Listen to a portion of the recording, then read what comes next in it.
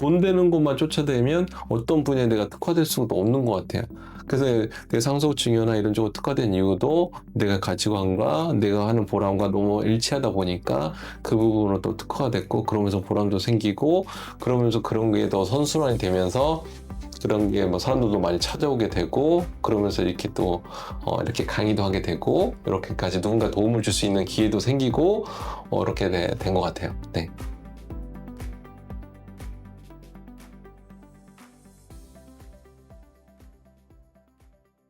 세무사님 반갑습니다.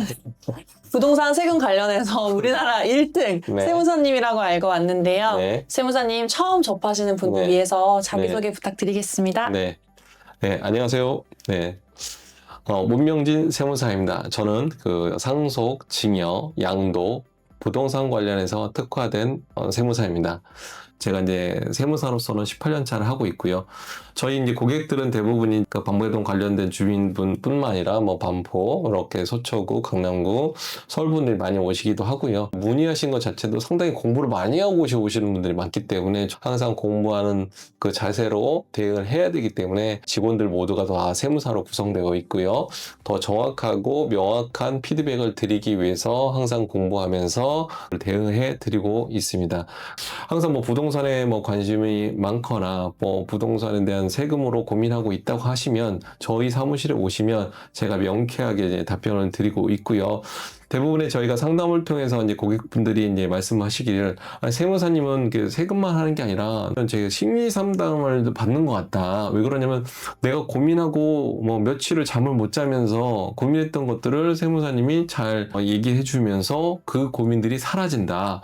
참 신기하다. 이런 얘기를 많이 하시는 거 보는데, 이 사람을 그냥 단순하게 세금의 측면만 얘기하는 게 아니라 그 사람의 가족사라든지 그 사람이 살아오는 환경이라든지 그 어떤 재산 상태라든지 여건에 맞춰서 상담을 해드리다 보니까 그분들이 이제 고객들이 그렇게 생각하시는 것 같습니다. 여러 분야 중에서 네. 상속이랑 증여 분야를 선택하신 어떤 계기가 있으실까요? 제가 이제 처음으로 이제 접한 부분이 양도 상속 증여였는데요. 그 상속 부분을 접하게 되면서 되게 좀 메리트가 있는 부분이 있는 것 같더라고요. 왜냐면 상속 자체가 그냥 돌아가시면 끝나는 게 아니라 과거 10년이 낸 그런 재산의 흐름도 보게 되고요. 근데 그 통장의 거래도 보면서 이분이 어떻게 생활해 왔는지, 그 사람이 어떤 행동을 하면서 어떤 소비를 하면서 어떤 생각을 살아왔는지를 간접적으로 접하게도 되고요. 살면서 어떤 행동으로 했는지에 따라서 내 행동이 영향을 또 받더라고요. 그러다 보니까 상속으로 인해서 어떤 절세 부분이 어떻게 내가 준비를 하느냐에 따라서 이분들의 도움이 될 수 있는지가 달라지기 때문에 좀 더 공부하고 좀 더 대비를 하면 상당히 도움이 더 줄 수 있겠다. 그래서 이제 증여 파트도 좀 더 연구하게 됐고요. 증여 파트를 하다 보니까 우리가 뭐 재개발, 재건축 같은 그런 분야에도 관심을 가게 됐고, 그러니까 어느 시점에 또 미리 증여를 하면 이게 더 절세가 되는지까지도 연구하게 됐고요. 단순히 또 증여를 하다 보니까 이분들이 언제 또 파는 것도 고민하다 보니까 양도 부분, 그리고 뭐 재개발, 재건축 양도뿐만 아니라 디테일한 부분까지 양도까지 더 확장이 됐고요. 상속이란 측면을 통해서 다 포괄적으로 보게 되다 보니까 상속이란 증여를 좀 더 특화하게 되었습니다. 그래서 이렇게 상속이나 증여에서 우리가 흔히 하는 실수, 네. 그리고 또 가장 많이 놓치는 건 어떤 게 있는지 궁금해요. 네. 보통 우리가 그 자녀분들이 이제 생활비로 받는 돈이 금액이 어느 정도에 따라 좀 다를 수는 있는데, 만약 자녀가 좀 더 성인이고 직장에 다니고 있는 상태에서 부모의 도움을 받는다, 이 부분은 조금 증여 문제가 있을 수 있습니다. 왜냐하면 증여 자체가 이제 부모로서 이제 부양할 의무가 있을 때 주는 돈들은 부양비로 봐서 증여가 되지 않는데, 분명히 본인도 취직을 했고 소득도 있는데 불구하고 부모가 도움을 준다. 이거는 이제 증여성으로 보시면 될 것 같고요. 그게 보통 이제 10년 동안 5천만 원인데 5천만 원이 넘는 금액에 대해서는 당연히 증여세가 과세 대상이 되기 때문에 증여세를 매길 수 있는 과세 근거가 되고요. 근데 그런 금액들이 좀 크게 오는 경우는 보통 혼인을 할 때는 이럴 때 많이 자금이 큰 금액이 오는데요. 보통 혼인 자금 같은 경우 상관리상 이 정도는 줄 수 있는 거 아니야? 하는 거는 본인이 개인적인 생각인 거고, 법상으로는 우리가 이제 법적으로 10년 동안 5천만 원 정도만 공제하니까 그 이상이 되면 증여가 되니까 그 부분도 상당히 주의를 하셔야 되고요. 우리가 생활비도 쓰면서 이제 교육비도 쓰면서 근데 병원비 같은 게 쓰는 경우도 종종 있는데 그런 측면을 좀 더 절세할 수 있는 측면을 좀 말씀드리면 이 병원비나 이런 어떤 생활비들 부분을 부모님이 이제 자녀한테 막 주려고만 생각하지 말고 또 병원비 같은 것도 내가 효도해야 되니까 자식이 막 결제하는 것보다는 부모님 현금흐름이 조금 있으면 그 병원비를 자기 계좌에서 결제하게 되면 그래도 그 재산이 조금 더 줄어드니까 그 부분이 상속세 절세 효과가 있고요.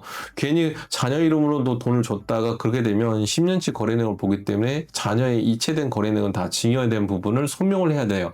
이 소명을 하다 보면 이게 나 이거 생활비입니다. 나 이거 증여 아닙니다. 그럼 그 근거를 객관적인 증명을 제시해야 하기 때문에 상당히 힘든 과정으로 대응을 해야 하기 때문에 미리미리 좀 더 전문가의 도움을 받아서 좀 더 사소한 거라도 금액이 조금 큰 거다. 아까 말했던 5천만 원이 넘는 금액이다. 그러면 전문가의 도움을 받아서 이 경우에는 어떤 문제가 있는지 미리미리 상담을 통해서 준비하시는 게 좋겠습니다. 근데 우리나라에서 네. 사실은 자녀가 부모님한테 먼저 그 재산 네. 증여 얘기하는 게 네. 사실은 쉽지는 않잖아요. 네. 그래도 또 세금을 생각하면 네. 미리 준비해야 될 것 같은데 언제부터 준비를 해야 되는지 네. 그리고 또 부모님과도 좋은 관계도 유지하고 싶은데요. 네. 방법이 있을까요? 네. 일단은 증여나 이런 것들은 미리미리 하시는 게 가장 좋고요. 빠르면 빠를수록 되게 좋습니다. 왜냐하면 상속이란 그 세금이 그 돌아가신 시점에 남아있는 재산에 대해서만 세금을 내는 게 아니라 과거 상속인들, 즉 자식들에게 돈을 줬던 자금들까지도 포함이 되기 때문에 그러면 내가 10년 전에 줬으면 상속세는 포함 안 될 것을 10년 이내에 만약에 증여를 하게 되면 그게 다시 상속세는 포함이 돼서 이게 조금 더 상속세를 더 부과되기 때문에 미리미리 자산을 증여를 하면 그것도 절세가 되고요. 부모님한테 함부로 또 얘기하기가 쉽지 않은데 그럴 경우에는 제가 이제 부모님을 모시고 와라. 그러면 제가 잘 말씀드릴 수 있다. 그러면 부모님 오셨을 때는 이게 이제 어떤 상속이나 뭐 이런 측면보다는 어떤 세금, 자기 부동산에서 세금 부분으로 이렇게 먼저 검토할 시간이 필요하니까 내가 잘 아는 세무사가 있어서 이쪽으로 이제 모셔오고 오면 제가 이제 증여 측면이나 뭐 상속 측면 다 이제 시뮬레이션 돌려서 화면을 보여드려요. 아, 상속을 하실 때 이 정도로 많은 세금을 내. 자기가 생각하지 못한 세금들이 많이 나오니까 좀 더 당황하게 하시면서 그러면 어떻게 준비해야 돼? 그러면 미리미리 이렇게 증여하는 방법도 있으니까 이렇게 하시는 게 좋고요. 이 상황에서는 좀 미리미리 이렇게 해서 누구한테 나눠주시는 게 좋고요. 이렇게 얘기를 하게 되면 자연스럽게 자녀들이 고민했던 부분이 미리 세금을 어떻게 나오는지를 부모님한테 알려줌으로 인해서 그런 고민들이 해결될 수 있는 상황을 만들 수 있습니다. 그럼 세무사님 네. 18년 동안 네. 수많은 사건을 다루셨을 텐데요. 네. 그중에 가장 기억에 남는 케이스는 어떤 게 있을까요? 특히 제가 이제 기억에 남는 건 뭐냐면 제가 이제 한 7, 8년 전이었던 것 같아요. 그때 이제 90세 이제 어르신이 계단에 딱 서 있는 거예요. 제가 그래서 화장실 가려고 딱 했는데 어떻게 오셨어요? 하니까 세금 때문에 왔어요 했는데 같이 이제 수행했던 어떤 직원분이 기다리고 있었던 거예요. 운전기사분이었는데 근데 그분이 오셔갖고 이제 딱 구체적으로 설명을 하는 거예요. 자기 아들이 이게 돌아가셔갖고 근데 이 상속세 때문에 왔다 이러는 거예요. 또 가족 한 명은 좀 많이 아프대요. 그래서 요양병원에 있고 일단은 이걸 관리할 수 있는 건 나밖에 없고 그럼 지금 아들이 돌아가신 아들의 배우자는 좀 외국인이어서 우리나라 언어에 소통이 좀 원활하지 않아서 자기가 알아보러 왔다 하면서 제가 얘기를 해드리고 그리고서 상속에 이런 부분이 있다니까 저희한테 이제 계약을 하시고 도와드리게 됐는데 그분도 연로하시잖아요. 그분이 일단 돌아가셨다는 이제 소식을 듣고 그분이 또 이제 상속세로 하러 왔는데 그때는 이제 아들의 이제 배우자인 그 외국인 분이 저한테 찾아오신 거죠. 여기서 이제 그때 남편분 상속세 신고해줬으니 그래도 여기서 이제 맡기고 신뢰하고 아버님 것도 해결했으면 좋겠습니다 하고 이제 왔어요.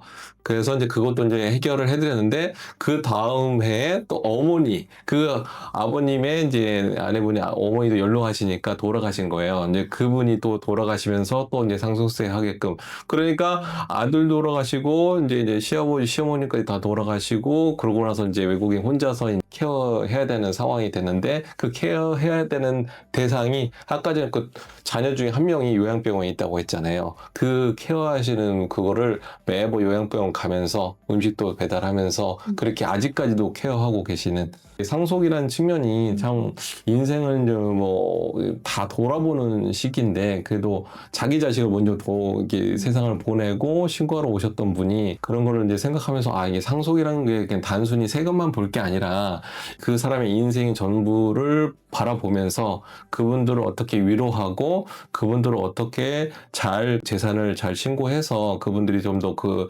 상처를 위로할 수 있는 그런 부분으로 좀 더 약간 세금보다는 그런 쪽으로 좀 더 마음이 와닿게 되고 그러면서 약간의 과거에는 단순히 내가 신고하는 측면만 본 게 아니라 이제 그 뒤로는 이게 인간 대 인간으로서 사람을 좀 더 이분의 그런 사정이라든지 어떤 상황이라든지 그런 걸 다 공감하면서 어떻게 하면 이분들에 대해서 좀 더 절세하는 방법이라든지 좀 더 적극적으로 재산을 잘 유지할 수 있게 미리미리 어떻게 대비해야 되는지 그런 부분까지 또 확대가 되면서 증여나 뭐 이런 거 상속이 좀 더 특허가 되고 그러면서 제가 더 보람을 더 느끼게 되는 계기가 됐던 그 사건이었던 것 같아요. 세무사님 이번에 네. B1 아카데미에서 네. 강의를 하시는데요. 네.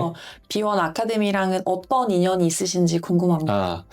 제가 그 2017년도쯤인가 18년도쯤에 그 윤합 어머님을 좀 알게 되면서 그래도 그 부동산에 대한 강의를 접하게 되면서 그러면서 제 부동산 투자에도 관심이 갖고 있다 보니까 좀 더 제가 이제 부동산 투자할 때 제가 좀 더 객관적인 정보로 어떻게 하면 좀 잃지 않는 투자를 할까 하면서 윤합 어머님의 뭐 B1 특강 강의를 접하게 되면서 B1 아카데미와 그다음에 윤합어머님과 인연이 돼서 해서 지금까지 이어오고 있는데요. 제가 그쪽에서 도움받은 사례로 저도 이제 투자에 활용을 하고 그걸로 인해서 많은 또 저희한테 이제 수익도 가져다 주고 여러 가지 도움받은 것도 많기 때문에 또 이런 계기를 통해서 제가 누군가 또 도움을 줄 수 있는 그런 어떤 강의나 어떤 시간이 마련된다 하면 언제든지 도와드리겠습니다 하고 제가 윤합어머님하고 약속을 한 적이 있어서 이런 또 기회가 돼서 제가 이런 누군가에게 도움을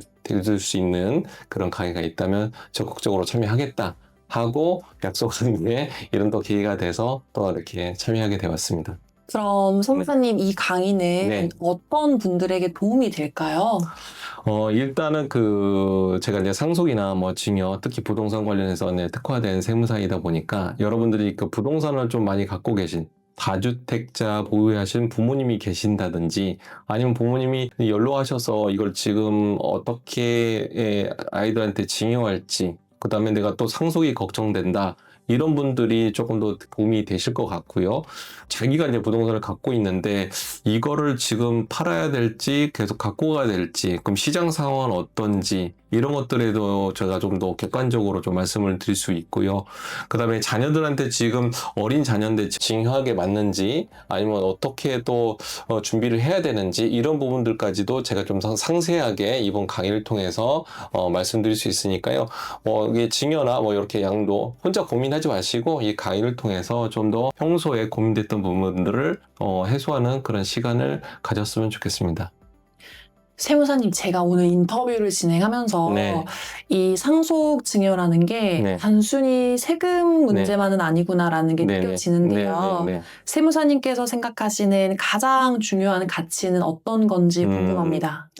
일단은 제가 세무사긴 하지만 이게 세금만을 보고 하면 안 되고요. 저도 이제 만 50세가 넘어가다 보니까 반평생을 살았는데 이 사람 관계에서 신뢰 관계가 되게 중요한 것 같더라고요. 내 분야에서 최선을 다해서 그 분야에서 누군가 도움을 줄 수 있는 거는 기본적인 내가 해야 되는 거고 그 과정 속에서 누군가한테 도움을 주면 그로 인해서 나한테 오는 보람도 크고 그분도 자기 재산인도 잘 지키고 고민거리도 잘 해결해주는 그런 상황들이 이어지다 보니까 제가 이제 그 신뢰 관계라든지 뭐 어떤 내 개인적인 이익보다는 누군가 좀 보람을 느낄 수 있고 누군가 기쁨을 느낄 수 있는 그런 행동들. 그래서 제가 오시는 분들이 많이 하시는 얘기가 세무사님하고 얘기를 하면은 뭔가 내가 인생 상담을 하는 것 같고 뭔가 내가 잠을 설치면서 고민했던 것들이 많이 해결이 된다.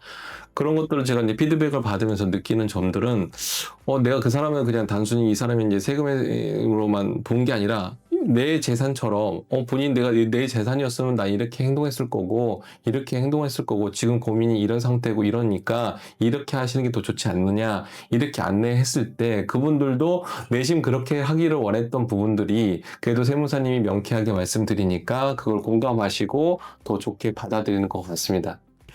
지금 계속 많은 네. 상담만 해주셨는데요. 네네네. 이렇게 열심히 살고 있는 네. 문명진에게 네네. 스스로에게 해주고 싶은 한마디가 있다면?